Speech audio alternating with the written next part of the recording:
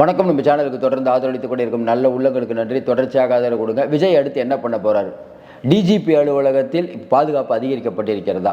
என்ன நடக்கப் போகிறது? ஏன்னா விஜய் அவர்கள் இன்னைக்கு நிர்மல்குமார் அவர்களும் புஷி ஆனந்த் வழக்கு இன்னைக்கு உச்சநீதிமன்றத்தில் வருது. உச்சநீதிமன்றத்தில் என்னைக்கு வழக்கு வரும்னு தெரியல. ஒருவேளை அது பாதகமாக இருந்தால் விஜயோடைய முடிவு அதிரடி முடிவாக இருக்கும்.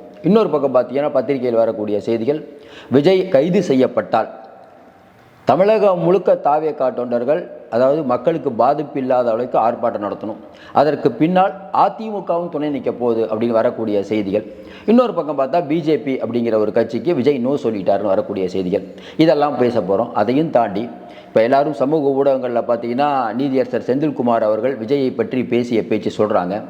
இதற்கு முன்பே ரத்னவேல் பாண்டியன் அவர்களாகட்டும், அசோக் குமார் அவர்களாகட்டும், இப்போ இருக்கக்கூடிய செந்தில்குமார், இவங்கெல்லாம் திமுக, இப்போ ரத்னவேல் பாண்டியன் அவர்கள் நீதியரசராக உச்சநீதிமன்றத்தில் இருந்தார். அவர் திமுகவுடைய மாவட்ட செயலாளராக இருந்தார், எம்எல்ஏவாக இருந்தார். அதற்கப்புறம் அரசு வழக்கறிஞராகி தான் உச்சநீதிமன்றம் போகிறார். அதே போல் இப்போ இருக்கக்கூடிய செந்தில்குமார் அவர்களும் அரசு வழக்கறிஞராக இருந்துட்டு அதுக்கப்புறம் இன்றைக்கி நீதியரசர் ஆகிறார். அதே மாதிரி அவங்க அம்மா எம்எல்ஏ. இன்னொன்று, ஓப்பன் கோர்ட்டில் இன்றைக்கி ஒரு நீதியரசர் பேசுகிறது அது ஆர்டரில் வராது. நம்ம போன பதிவில் கூட சொன்னோம். சில பேர் இதை எடுத்துக்கிட்டு பெரிய அளவுக்கு விவாதம் பண்ணுறாங்க. அது ஒரு பேச்சு, அவ்வளோதான். இதை வைத்து விஜயை முடக்கலாம். அதாவது முதலமைச்சர் அவர்கள் ஒரு தலைவர் தன்னுடைய தொண்டர்கள் இறப்பதை விரும்புவாரா அப்படின்னு ரொம்ப நியாயமாகவும் நேர்மையாகவும் ஒரு கருத்தை பதிவிடுறாரு. நம்மளும் முதல்வர் ஆகா சூப்பராக பண்ணிகிட்டு இருக்காரேன்னு சொல்கிறோம். முரசொலியில் பார்த்தா பதவி வெறி, ஆணவம், அகங்காரம், கோழை அப்படிங்கிற சொல்ல விஜயை நோக்கி பயன்படுத்துகிறாங்க. முதல்வர் இப்படி பேசுகிறாரு, ஆனால் அவருடைய கட்சி ஏட்டில் இப்படி சொல்கிறாங்க. அதையும் தாண்டி பார்த்தீங்கன்னா பொது வழியில் விஜயை கைது செய்யணும் ஆபாசமான போஸ்டர், இதெல்லாம் யார் ஓட்டுறா? அப்போ முதல்வர் ஒன்று சொல்கிறாங்க, கட்சிக்காரங்க வேறு மாதிரி பண்ணுறாங்களா? இல்லை நீங்கள் பண்ணுங்க, நான் பாட்டு இப்படி பேசுகிறேன்னு சொல்கிறாரா? மக்களுக்கு பார்த்து கொண்டு இருக்கிறார்கள்.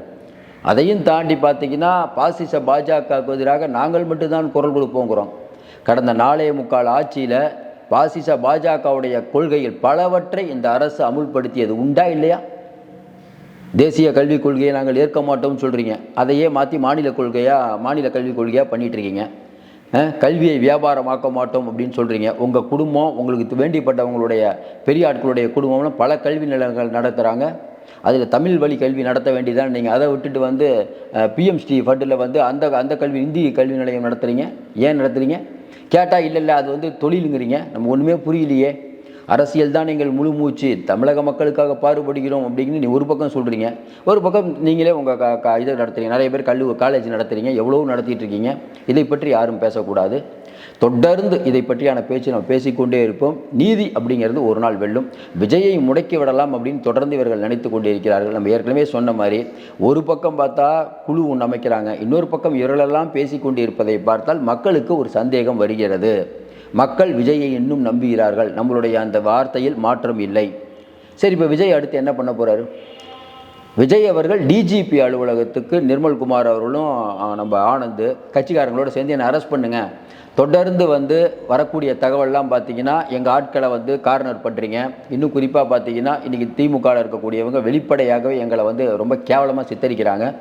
அவர்களை நீங்கள் அடக்கி ஒடுக்கிறதை தாண்டி எங்கள் ஆட்கள் அடக்கி ஒடுக்கிறீங்க அப்படின்னு வெளிப்படையாக நீங்கள் டிஜிபி ஆஃபீஸ் போனால் எப்படி நடக்கும்? இப்போ தினமலரில் அந்த செய்தி வந்திருக்கு சார். பல ஊடகத்தில் பல செய்தி வரும். தினகரனில் என்ன செய்தி போட்டிங்க?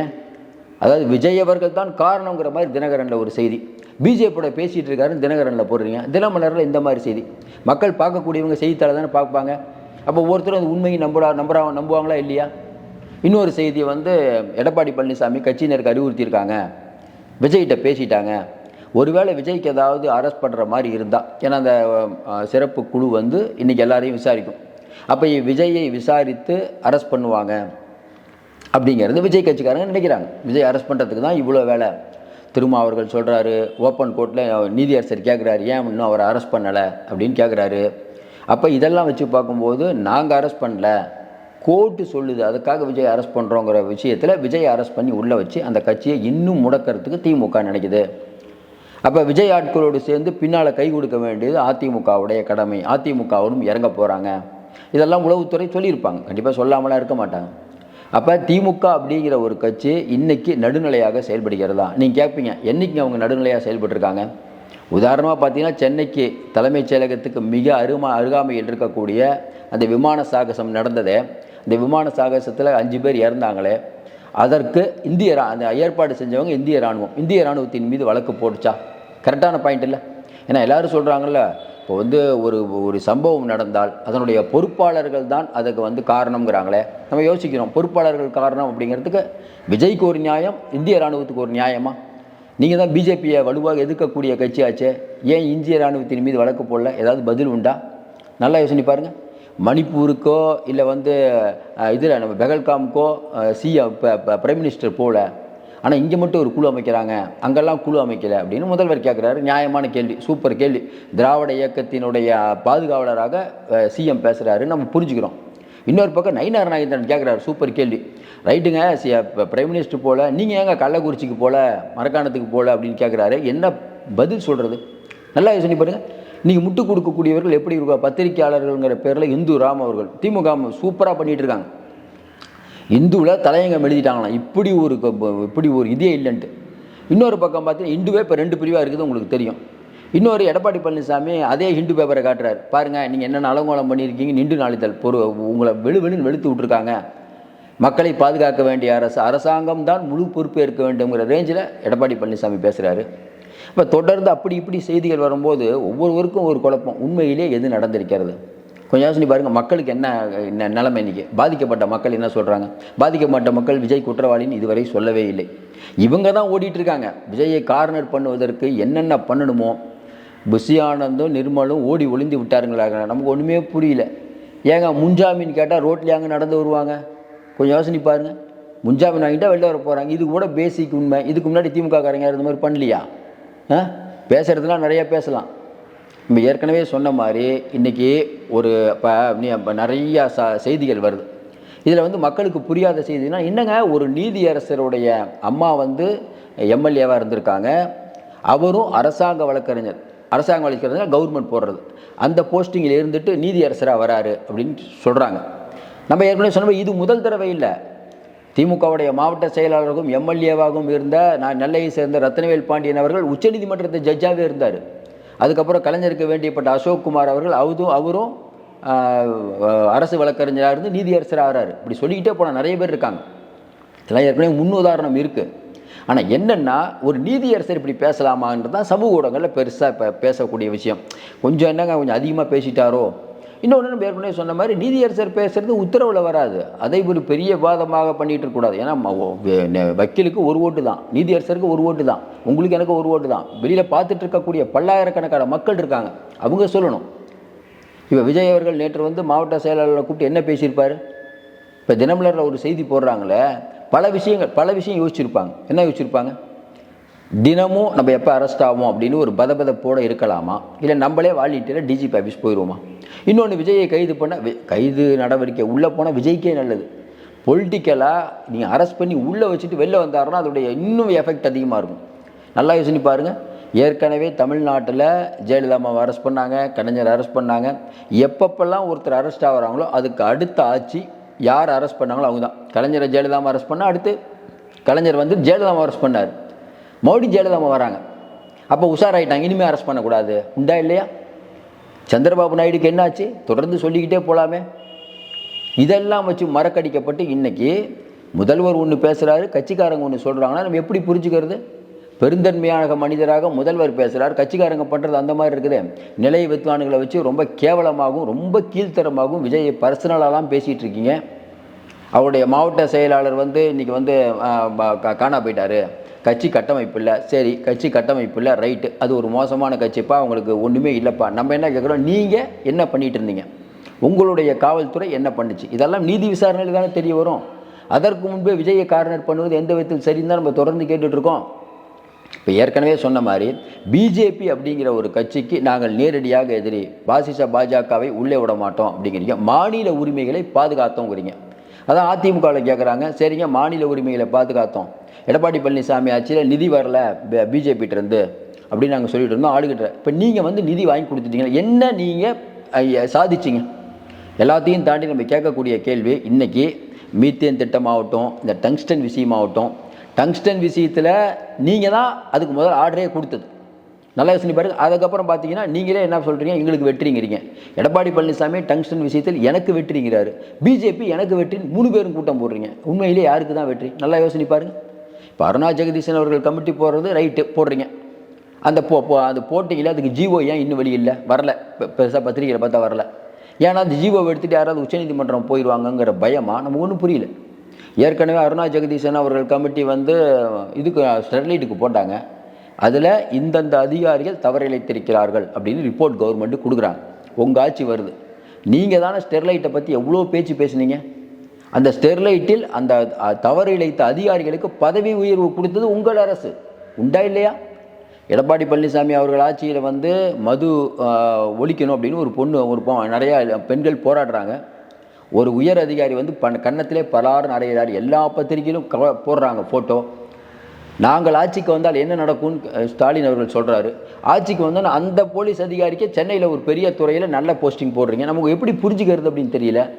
ஏற்கனவே கடந்த காலத்தில் யார் யாரெல்லாம் நீங்கள் சொல்கிற மாதிரி கொள்ளையடிச்சாங்கன்னு நீங்கள் சொன்னீங்களோ அதில் இருக்கக்கூடிய ஐஏஎஸ் பல பேர் இப்போ பார்த்தீங்கன்னா உங்களுடைய ஆட்களாக இருக்கிறார்கள். அவங்களை நீங்கள் என்ன பண்ண முடியும்? எப்படி நேர்மையான விசாரணை நடக்கும்? பாஜகன்னு எதை கேட்டாலும் பாஜகனா உங்களுக்கும் பிஜேபிக்கும் உள்ள அண்டர்ஸ்டாண்டிங் மக்களுக்கு தெரியுமா தெரியாதா? ஒன்று வேணா, இப்போ கொஞ்ச நாளைக்கு முன்னாடி, ஒரு 2 நாளைக்கு முன்னாடி ஸ்ரீதர் வேம்பு அப்படிங்கிற ஒருத்தருக்கு வந்து ஒன்றிய அரசு வந்து கல்வி நிறுவனங்களில் அவருடைய அந்த ஐடி பொருளை வந்து எல்லாரும் வாங்கணும்னு சொல்லியிருக்காங்க. பல கோடி லாபம் இருக்குது அதானி அம்பானிக்கு. அப்புறம் ஸ்ரீதர் வேம்பு அதை எடுத்து ஏன் திராவிட முன்னேற்ற கழகம் இன்னும் குரல் கொடுக்கவில்லை? நல்லா யோசனை பாருங்க. கலைஞர் அவர்கள் சிலையை திறக்கணுன்னா கூட நீங்கள் வெங்கைய நாயுடுவை கூப்பிடுறீங்க, நாணயத்தை வெளியின்னா ராஜ்நாத் சிங்கை கூப்பிடுவீங்க, உங்களுக்கு ஏதாவது ஆபத்துனா டெல்லிக்கு போவீங்க. ஆனால் விஜய் வந்து பிஜேபியோட கான்டாக்டில் இருக்காருன்னு சொல்கிறீங்க. என்னங்க நியாயம்? நீங்கள் சொன்னதை விட பாசிச பாஜகன்னு அதிக தடவை சொல்கிறது அவர் தான். அவர் இப்படி வந்து பிஜேபியோட போவார்? இப்போவும் கூட அவர் பிஜேபிகிட்ட பேசிகிட்டு இருக்காருன்னு ஒரு பொய்யான பிம்பத்தை நீங்கள் தொடர்ந்து உருவாக்கி கொண்டு இருக்கிறீர்கள். உங்களுக்கு ஒரு பதட்டம் வந்து விட்டது. விஜய்க்கான ஆதரவு நாளுக்கு நாள் அதிகமாகிடுச்சின்னு உளவுத்துறை செய்தி வருது. இதைப்போ உங்களுக்கும் எனக்குமே தெரியுது. வெளியில் போய் நம்ம 4 பேர்கிட்ட பேசுகிறோம், நீங்களே 4 பேர்கிட்ட பேசுகிறோம், விஜய் இவர் தாங்க காரணம் அப்படின்னு ஒட்டுமொத்த மக்களும் சொல்லி இந்த நேரம் திமுக உள்ளே வச்சுருக்காது. இல்லைங்க இவங்க தாங்க தப்பு பண்ணுறாங்க, இவங்க தாங்க எல்லாத்துக்கும் காரணம். இது வந்து விஜய் தேவையில்லாமல் பலிகாடாக்குறாங்க. அவர் வந்து பேசுகிறது உங்களுக்கு பிடிக்கலிங்க. நீங்கள் கிராமத்தில் போய் கேளுங்க, நகரத்தில் எங்கேனாலும் கேளுங்க, இந்த வார்த்தையை கேட்பீங்களா? இளைஞர்கள் மட்டும் இல்லை, எல்லாரும் பேசுகிறாங்க. விஜய்க்கு இளைஞர்கள் மட்டும் ஓட்டு போட்டு ஜெயிச்சிருவாரா? எல்லாருடைய ஆதரவு இருக்குது. விஜயும் தன்னை சுய பரிசோதனை செய்து கொள்ள வேண்டும், அதையும் நம்ம சொல்கிறோம். விஜய் கட்சியிலையும் வந்து இன்னும் தவறுகள் இருக்கிறதானா? ஏற்கனவே விஜய் அவர்கள் கரூருக்கு நேரம் போயிருக்கணும். நம்ம ஏற்கனவே சொன்னோம், கரூருக்கு போயிருக்கணும். அந்த நிகழ்ச்சி இதெல்லாம் நிற்கவே கூடாது, அடுத்தடுத்து வேலையை பார்த்துக்கிட்டே இருக்கணும். மீண்டு வருவோம். அப்போ என்னென்னா, விஜய் இந்த பிரச்சனையை வச்சு எடப்பாடி பழனிசாமி பிரச்சாரத்துக்கு தடை, இன்னும் அடுத்து வந்து விஜய் பேசக்கூடிய இடத்துக்கு இன்னும் தடை அதிகமாகும். நல்லா யோசனை பாருங்கள். அடுத்து விஜய் வந்து ஒரு இடத்துல பேசுகிறாருன்னா ஏகப்பட்ட தடை போடுவாங்க. அப்போ இதையெல்லாம் சமாளிக்க வேண்டும். என்ன ஆப்ஷன்? அந்த சமாளிக்கிறதுக்கு நம்ம ஈஸியாக ஒன்றுமே பண்ணாமல் அமைதியாக இருந்தாலே பிஜேபி அதிமுக கூட்டணிக்கு போனால் அவங்க எல்லாம் பார்த்துக்குவாங்க. இது ஒரு விதம். ஆனால் பிஜேபியோட போனால் திமுக ஏற்கனவே சொல்லிச்சு இல்லை, நீங்கள் வந்து பிஜேபியோட பிடிஎம் அது உறுதியாகிடும், இன்னும் அழுத்தமாக பேசுவாங்க. இன்னொன்று, புதுசாக வர விஜயகாந்த் அவர்கள் தனியாக நிற்கிறாங்க, எல்லாரும் எடுத்த உடனே தனியாக நிற்பாங்க. அதை கூட தனியாக நிற்காமல் வந்த உடனே தன்னுடைய கொள்கை எதிரி பிஜேபிகிட்ட போய் சேர்ந்துட்டாரு. இவங்க சேருவாங்க, அது வேறு விஷயம். ஆனால் அவர் சேர்ந்துட்டாருன்னு பிரச்சாரம் பண்ணுவாங்க. ஆனால் இதெல்லாம் மக்கள் மன்றத்தில் ஈடுபடாதுன்னு வச்சுக்கோங்களேன். ஐயா வேணாம் அம்மா வேணான்னு சொல்லிட்டு தான் விஜயகாந்த் அவர்கள் ஃபஸ்ட்டு தேர்தல் நின்னார். அடுத்த தேர்தல் அம்மாவோட போய் சேர்ந்தார். நீங்கள் ஏற்கனவே அம்மாவோட கூட்டணி போக மாட்டேன், நீங்கள் விஜயகாந்த் நீங்கள் தப்பு பண்ணிட்டீங்கன்னு மக்கள் ஓட்டு போடாமே இருந்தாங்க, எதிர்கட்சி தலைவராகினாங்கள. அரசியலில் எல்லாம் சகஜம் அப்பான்னு மக்களுக்கே தெரியுங்க. ஆனால் விஜய்க்கு என்ன நினைக்கிறாரு? அவர் சிஎம் ஆகணும்னு நினைக்கிறார். இன்னொருத்தரை நம்ம ஏன் சிஎம் ஆக்கணும் அப்படின்னு அவருடைய கணக்கு. இந்த கணக்குகள் விரைவில் தீர்க்கப்படலாம், என்ன வேணாலும் அரசியலில் நடக்கலாம். ஆனால் ஒன்று மட்டும் நிச்சயம், இன்றைக்கி வந்து ஜனநாயகத்தில் இறுதி எஜமானர்கள் மக்கள் நினைக்கிறாங்க. நீதியரசர் நிறையா பேசிட்டார் விஜயை பற்றி மக்கள் நினைக்கிறாங்க. நீதியரசர் பேசிட்டார், அது சரியாக தப்பா இல்லை, நீதியரசர் பேசியது வந்து சரியில்லைங்க அப்படின்னு தான் பெரும்பாலான மக்கள் நினைக்கிறாங்க. ஒன்று. இன்னொன்று, பாசிச பாஜகவை உண்மையாக நீங்கள் எதிர்த்திருந்தால், இப்போ மம்தா பானர்ஜிலாம் எதுக்குறாங்க, பாசிச பாஜகவை உண்மையாக எதிர்த்திருந்தால் நீங்கள் ஒன்று வேணாங்க. கோவாவில் இப்போ தேர்தல், நம்ம பிஜேபியும் காங்கிரஸ் ஆம் ஆத்மி 3மே அங்கே வலுவான கட்சி. காங்கிரஸ் இருந்த ஆட்சி தான் பிஜேபி பிடுங்குச்சு. எப்படின்னா, காங்கிரஸ் இருக்கக்கூடிய எம்எல்ஏக்கெல்லாம் பிடுங்குச்சு. காங்கிரஸுடைய அங்கே பொறுப்பாளர் யாருன்னா ஐயா ப. சிதம்பரம் தான் போன தடவை நல்லா ஜெயிச்சு கொடுத்தார். ஜெயித்த உடனே எம்எல்ஏக்களை பிஜேபி பிடுங்கிடுச்சு. இப்போ என்ன, ஆம் ஆத்மி ஓரளவுக்கு அங்கே வந்து எம்எல்ஏ இருக்காங்க. 3 பேர் சரிசமமாக இருக்காங்க. காங்கிரஸும் ஆம் ஆத்மியும் சேர்ந்தால் நிச்சய வெற்றி, அதில் மாற்று கருத்து இல்லை. காங்கிரஸ் முதலமைச்சர் கரெக்டாக பார்த்தீங்கன்னா ஆம் ஆத்மி தனியாக நிற்கிறாங்குது. ஏன் தனியாக நிற்கிது? தூக்கி உள்ளே போட்டாங்கள கெஜ்ரிவாலை. இனிமேல் தனியாக இனிமேல் வந்து காங்கிரஸோட போவார், இன்னும் கேஸை ஸ்ட்ராங் பண்ணிடுவாங்க. பிஜேபியுடைய பழக்கமே இதானே சார், எல்லா இடத்துலையும் பிஜேபி தானே பண்ணணும். பிஜேபி ஒரு நேர்மையான கட்சியா? அந்த பிஜேபி கட்சியோட உங்களுக்கு என்ன கான்டாக்ட்? எதுக்கு நிதி வாங்க போகிறேன்னு நிதி ஆய்வு கூட்டத்துக்கு போயிட்டு இருந்தீங்களா? என்ன தான் அப்படி நிதி வாங்கிட்டு இருந்தீங்க? நல்லா யோசனை பாருங்க. வெளிநாட்டுக்கு இத்தனை நாடுகளுக்கு போய் முதலீடுகளை ஈர்க்கிறீர்கள்னு சொல்கிறீங்களே, வெளிநாடு போவதற்கு உங்களுக்கு பர்மிஷன் கொடுக்க வேண்டியது சென்ட்ரல் கவர்மெண்ட். நல்லா யோசனை பாரு. சென்ட்ரல் கவர்மெண்ட் மம்தா பானர்ஜிக்கு கொடுக்கக்கூடிய நெருக்கடியை, ரேவந்த் ரெட்டிக்கு கொடுக்கக்கூடிய நெருக்கடியை உங்களுக்கு ஏன் சென்ட்ரல் கவர்மெண்ட் கொடுக்க மாட்டேங்குது? கெஜ்ரிவால் அரெஸ்ட் பண்ணுவாங்களாம், ஹேமந்த் சோரன் அரெஸ்ட் பண்ணுவாங்களாம், இப்படி எல்லாத்தையும் அரெஸ்ட் பண்ணுவாங்களாம். மணிஷ் சிசோடியா ஆகட்டும், கவிதா ஆகட்டும், எல்லாத்தையும் அரெஸ்ட் பண்ணுவாங்க. அவங்களாம் தப்பு பண்ணியிருக்காங்க. ஆனால் இவங்க நீங்கள் தப்பே பண்ணல, கரெக்டாக உங்கள்கிட்ட வந்து டாஸ்மார்க்குக்கு வருவாங்க, டக்கு நீங்கள் போவீங்க டெல்லி, அப்படி நின்றோம். அப்படியே பார்த்தீங்கன்னா துரைமுருகன் அவர்கள் வந்து முதல் நாள் அவங்க பையன் வந்து வீட்டில் ரெய்டு, அடுத்த நாள் வந்து டெல்லிக்கு போகிறாரு. அதுக்கப்புறம் அவர் மேலே வந்து நடவடிக்கையே இல்லை. டெல்லிக்கு ஏன் போகிறீங்கன்னா நிர்வாக விசதியாக போகிறாங்கிறார். ஞாயிற்றுக்கிழமை கூட அங்கே ஆஃபீஸ் இருக்கான்னு தெரியல. அவ்வளோ கடமை உணர்ச்சியா? தமிழ்நாட்டு மக்களுக்காக அவ்வளோ உழைக்கிறீங்களா? நல்லா யோசனை பாருங்கள். எல்லா விஷயங்களும் அப்படியே ஸ்டாப் ஆகுது. ஈடியே வரலையே, என்ன காரணம்? அப்போ நாங்கள் நம்பணும். இல்லை உங்கள் மேலே தப்பே இல்லைன்னு நீங்கள் நம்புவீங்களா? ஒரு குடும்பம் சுரண்டதுன்னு இன்றைக்கி வந்து விஜய் அவர்கள் சொன்னதுக்கு பதில் என்ன? நம்ம ஏற்கனவே சொன்ன மாதிரி தான். திருமாவர்களோ சண்முகம் அவர்களோ கூட்டணியில் இருக்கக்கூடிய தலைவர் திமுகவே நாங்கள் 1 ரூபா கூட லஞ்சம் வாங்கினதே இல்லைங்க, சுரண்டதே நீங்கள் சொல்லுங்கள் பார்ப்போம். அந்த வார்த்தை ஏன் வாயிலேருந்து வரல? தொடர்ச்சியாக விஜயை காரணம் பண்ணணும். இப்போ நம்ம விஜய் அவர்கள் இப்போ என்ன நினைக்கிறாரு? இப்போ தினமலரில் சொன்ன செய்தி உண்மையாலே தெரியல. ஆனால் என்ன யோசிப்பார்? அதாவது திமுக தன்னை ஒரு பதப்போட வச்சுருக்கணும், எப்போனாலும் ரவுண்டு பண்ணலாம் இந்த புலனாய்வு குழு வந்து விசாரிச்சு. அப்போ நம்ம என்ன பண்ணலாம்? தலைக்கு மேலே வெள்ளம் போனால் ஜான் என்ன பண்ணணும்? முன்ஜாமீன் கிடைக்கலாம், சரணடைய வேண்டியதானே. அது சரணடைகிறது நிர்மல்குமாரும் ஆனந்தும் மட்டும் சரணடைகிறாங்களா? மொத்தமாக விஜய் கட்சிக்காரங்களோட சேர்ந்து எல்லாத்தையும் அரெஸ்ட் பண்ணுங்கப்பா, நீங்கள் எல்லாத்தையும் கட்டம் கட்டிட்டு இருக்கீங்கன்னு தெரியுது, நீங்கள் வந்து எங்களை நிம்மதியாக பண்ண விட மாட்டீங்க, அது மக்கள் நம்பும். அப்படி ஒரு வேலை நடந்தால் இப்போ என்ன பண்ணுவாங்க? நம்ம ஏற்கனவே சொன்ன மாதிரி டிஜிபி ஆஃபீஸ்லாம் ஃபுல்லாக பாதுகாப்பு பலப்படுத்துவாங்க. ஏற்கனவே உங்களுக்கு தெரியும், வீடி வந்து நம்ம பெரியசாமி அவர்கள் வீட்டில் ரெய்டு நடத்துகிற போது தலைமைச் செயலகத்துக்கு உள்ளே வந்துடுவாங்கன்னு அங்கெல்லாம் பாதுகாப்பு பலப்படுத்த வேண்டியது. அதனால் இவர்கள் என்னென்னா கெஞ்சினா மிஞ்சுவாங்க, மிஞ்சினா கெஞ்சுவாங்க. இவர்களை பற்றி நாட்டு மக்களுக்கு நன்றாக தெரியும். எல்லாத்தையும் தாண்டி ஒரு விஷயம் சொல்கிறோம். முதல்வர் அப்படிங்கிறவர் ஒரு குரல், அவர் யார் மேலேயும் தப்பு இல்லை, எந்த தலைவரும் நல்லவர் அப்படின்னு விஜய்க்கு சாதகமாக எல்லாருக்கும் நேர்மையாக பேசுகிறார். ஆனால் தொடர்ந்து கட்சிக்காரங்க எல்லாருமே விஜய் பற்றி பேசுகிறது, அவருடைய முரசொலியில் இந்த மாதிரி கட்டங்கட்டி எழுதுறது அப்படின்னா, தலைவர் ஒன்று பேசிகிட்டு இருப்பார், அது ஒரு பிம்பம். நீங்கள் எல்லாம் ரொம்ப இறங்கி வேலை செய்வீங்க. நம்ம ஒன்றுமே புரியலையே இது இந்த போக்கு. நீங்கள் நல்லவராகி விட்டீர்கள், உங்கள் கட்சிக்காரர்கள் இப்படி ஏற்று பேசுவது நீங்கள் கண்டிக்க மாட்டீர்களா? உங்கள் நாளேடான முரசொலி நீங்கள் படிக்கிறீங்களா? அதில் இந்த மாதிரியான வாசகங்கள்லாம் வருது, யார் அப்ரூவல் கொடுத்தது? நீங்கள் ஒன்று பேசிகிட்டு இருக்கீங்க, முரசொலியில் ஒன்று வருது. மக்கள் பார்த்து கொண்டு இருக்கிறார்கள். மறுபடியும் சொல்கிறோம், கண்டிப்பாக நம்ம பேசுகிறதையோ இன்னும் நிறைய நம்ம பேசுகிறதெல்லாம் கூட கம்மியாக தான் வியூஸ் போகும், கமெண்ட் கூட எனக்கு கம்மியாக தான் வரும். ஆனால் வெகுஜன மக்கள் இதை பார்த்து கொண்டு இருக்கிறார்கள். அவர்கள் நல்ல தீர்ப்பை அளிப்பார்கள். தொடர்ந்து திராவிட முன்னேற்ற கழகத்துக்கு எதிராக அவர்கள் பண்ணுறக்கூடிய எல்லா விஷயத்தையும் பெரும்பாலும் நம்ம நிறைய விஷயத்தை சொல்லிகிட்டு இருக்கோம். தொடர்ந்து பார்த்திங்கன்னா கலைஞர் அவர்களுக்கு வந்து வள்ளியூரில் சிலை வைக்கிறது, தமிழக அரசு சார்பில் சிலை வைக்கிறது, அது வந்து உச்சநீதிமன்றம் வந்து ஏங்க மக்கள் கூடுற இடத்துல தான் அந்த சிலை வைக்கணுமான்னு அபராதத்துடன் தள்ளுபடி பண்ண விஷயம், ஒப்பந்த செவிலியர்களுக்கு இவங்க பணம் கொடுக்காமல் இருந்ததுக்கு உச்சநீதிமன்றம் கண்டனம், இவ்வளோ விஷயங்களும் தொடர்ந்து சொல்கிறோம். ஒரு நீதியரசர் வந்து விஜயை பார்த்து பேசுனதுக்கு சொல்கிறீங்களா? உங்களை பற்றி உச்சநீதிமன்றம் உயர்நீதிமன்றம் எவ்வளோ மோசமாக பேசியிருக்கிறார்கள், அதை பற்றி ஏன் பேசுவதில்லை? அதனால் ஒரு நாள் ஏமாற்றலாம், பல நாள்லாம் யாரையும் ஏமாற்ற முடியாதுங்க. மக்கள் பார்த்து கொண்டு இருக்கிறார்கள். கண்டிப்பாக தெளிவான விஷயத்தை தவிர விஜய்க்கு மக்கள் செல்வாக்கு இன்னும் இருக்குதுங்க. அந்த செல்வாக்கு இருக்கும் வரை அவரை ஒன்றும் அசைக்க முடியாது. வரக்கூடிய தேர்தலில் அவரை வைத்து தான் அரசியல். எழுதி வைத்துக் கொள்ளுங்கள். தொடர்ந்து நிறைய அண்மை தகவலை தந்துட்டுருக்கோம். உங்கள் கமெண்ட்டை போடுங்க, சப்ஸ்கிரைப் பண்ணுங்கள். மீண்டும் சந்திப்போம். நன்றி, வணக்கம்.